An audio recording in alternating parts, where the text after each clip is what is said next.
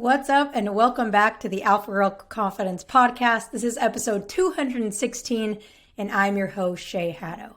So we are in April, which means for a lot of you, tryouts are right around the corner if they haven't started already. And with tryouts comes a lot of nerves, a lot of pressure, a lot of stress, a lot of wondering if you're going to make the team, if you're not going to make the team. All these emotions, not just from you, but also from your parents, right? Your parents play a role in your tryouts too. And our next episode after this will be for parents and how they can, help you along the path with your tryout. But today we're going to focus on how you can have the most confident tryout yet. All right, so we're going to go through a couple things, a couple different mindset shifts, but also some really tangible things to help prepare you for that most confident tryout. And the first thing that I want to dive into is the pressure around tryouts. So as I said, it's a highly pressurized time for you. Also, the end of school is coming up, so there's a lot going on in your world right now. And there may be some nerves and some anxiety associated with that. So with that being said, I want to share with you something so powerful when it comes to nerves. Guess what? Your nerves are okay. It's okay to feel nervous. It's okay to be anxious. And when you start to be okay with feeling that way, you'll start to notice that those feelings of nerves and anxiety dissipate. But here's the things about nerves and pressure. Some level of nerves and pressure is good.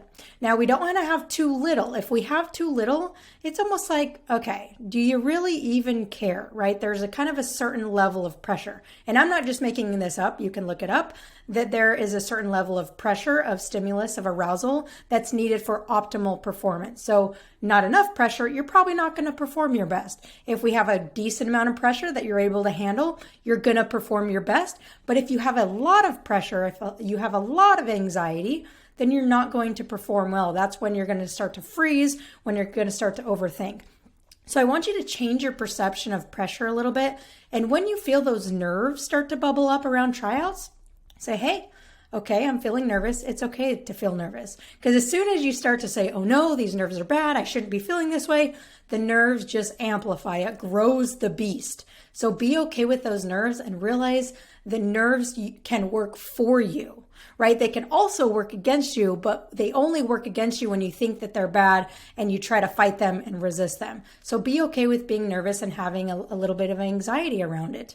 Because, tryouts, like I said, it's normal to be nervous. And I guarantee you every single girl at that tryout standing next to you is also nervous. So you're not the only one out there that's nervous. Heck, guess what? Even some of the coaches are going to be nervous. I remember when I was coaching, that was my least favorite part of coaching was a tryout. No coach likes having to cut players. So know that not only are you nervous, your teammates are nervous, your parents are nervous, but also your coaches are even nervous because they don't want to have to cut any players. And it's kind of it's a stressful, can be a stressful time for everyone involved. So be okay with that. Understand that that's okay. All right. And then the second thing is to look at the big picture. Remember, I know the tryout seems like the most important thing in the world right now, and it is important, but it's just a tryout, right? If you don't make it, so what? Do you have other opportunities? Can you try it for another team? Can you practice on your own? Right? So if you don't make it, it's not the end of the world. And the reason why this is important to understand is because if you think that, oh, I have to make the team. If I don't make the team, I'm finished. Then that's going to be an insane amount of pressure. And usually with most girl athletes that I work with, that much pressure is going to cause the overthinking like we just talked about. So realize that yes, it's important, but at the end of the day, it's just a tryout. There will be other opportunities. Michael Jordan, I've talked about this probably 1,000,001 times. Michael Jordan did not make his varsity team when he was a sophomore. The best basketball player to ever live. Well, maybe LeBron James. We'll see. But one of the best basketball players to ever live did not make his varsity team as a sophomore. Was that the end of it for him? Absolutely not. What did he do? He learned from it. Well, after a little bit of help from his mom, but he learned from it. He worked hard and he went back and he tried out again and he made it. Right? And the rest is history. So realize that when one door closes, another door opens. So absolutely your goal, you want to make the trial. It's important to you. I understand that. But realize at the end of the day, It's just a tryout, and there will be other opportunities. And there can be so many beautiful things that come from not making a team. It may not be easy to see in the moment, but there can be so many lessons and so many new opportunities for you if you happen to not make the team. All right, so let's get into some of the things that I want to help you to prepare for this tryout, okay, so that you can be confident as soon as you step on that field or that court. So the first thing is to identify your strengths, okay? A lot of the times when we head into a tryout, we're so focused on our weaknesses. Oh my gosh, I'm not as good at shooting as her. I'm not as fast as her. I'm not as strong as her. The coach is going to think that blah, blah, blah, blah. We're thinking about what we're not good at. We're thinking about our weaknesses. If you focus on your weaknesses, then that's probably going to be a big focus on your tryout. Your coaches aren't going to pick you for your weaknesses. They're going to pick you for your strengths. So the more you focus on your strengths, guess what? The more you can show those off. When you show off your strengths, that's what makes you stand out to coaches. Okay, so identify what those strengths are. And you don't need to come up with a million different things, but come up with a list of like 3. Like, what are my top 3 strengths? Okay, so let's say that your top 3 strengths are passing, are your vision on the court or the field, and is your ability, I'm going to use my own, to win air balls out of the air. Obviously, win air balls out of the air. Where else would you win air balls out of? I don't know, but to win balls out of the air, right? So you take those 3 things, and when you go to your tryout, you have those 3 things in the back of your head. You're like, I'm going to go out there and I'm going to be the best at these 3 things. I'm going to showcase my strength in these 3 things. And that way, no more are you focusing on your weaknesses, like those are going to do what they're going to do. But now you can go out there, you can focus on your strengths, and the coaches are going to notice those strengths. So before you get to the tryout, like as soon as you're done listening to this podcast, go identify your strengths. Write down a couple of those strengths, and then start to get in tune with, okay, how can I actually show these off in the tryout? All right, and the next big thing is to focus on the controllables in your tryout. So what do you have control over in your tryout versus what do you not have control over in your tryout? One of the most basic things you don't have control over is the result, right? Like, you don't have any control over if the coach likes you or not. You can do all the things and you can trust the process, what you have control over, but at the end of the day, you don't have control over the results, over what the coaches think of you, over what the other players you're competing against do. You don't have control over any of that. But what you do have control over is your attitude, your effort, how you respond to mistakes, how much fun you have, your communication, right? Those things are controllable 100% of the time. There could be a hurricane out there and you can still respond to mistakes. You can still play hard.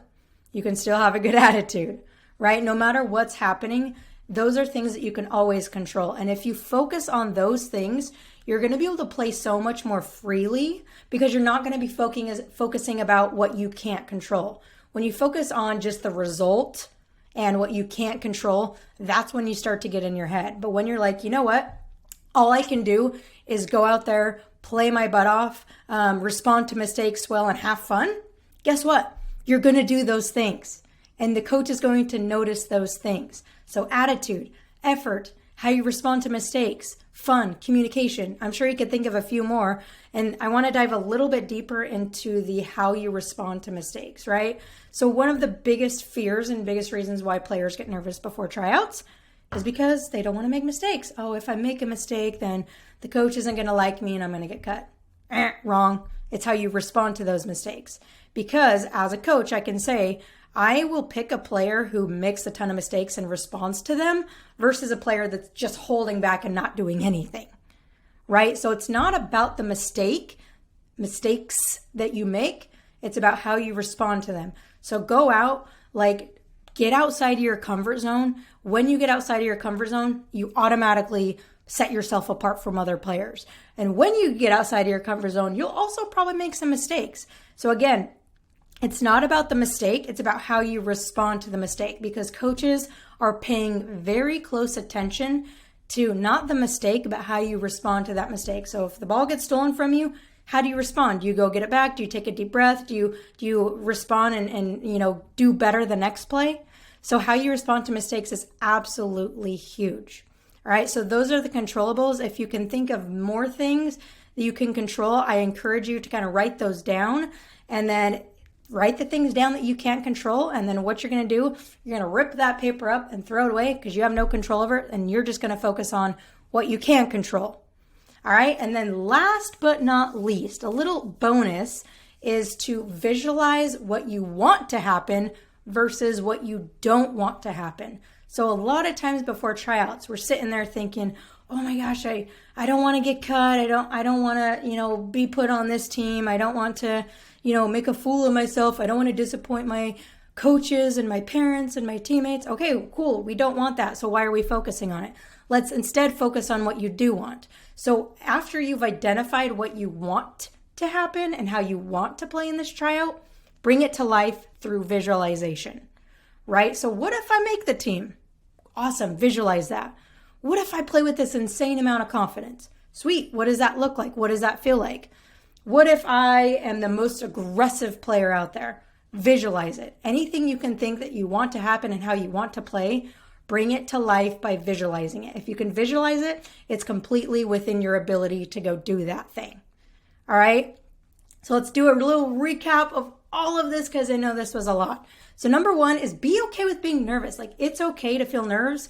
Actually, those nerves can help you in a lot of ways, okay? Look at the big picture. So at the end of the day, a tryout is just a tryout. If one door closes, another door opens, okay? Then what I want you to do before your tryout is I want you to identify your strengths, like what sets you apart, what are you the best at, and then go show those off in the tryout. And then focus on the controllables and get rid of the things you can't control. Focus on the process rather than the outcome. And last one is to visualize what you want to happen. Visualize all the possible things that can and will happen for you in this tryout. So again, I hope this episode was helpful. If it was, share it with a friend, share it with someone else that you care about and love, a teammate or a friend that's also going through the tryouts.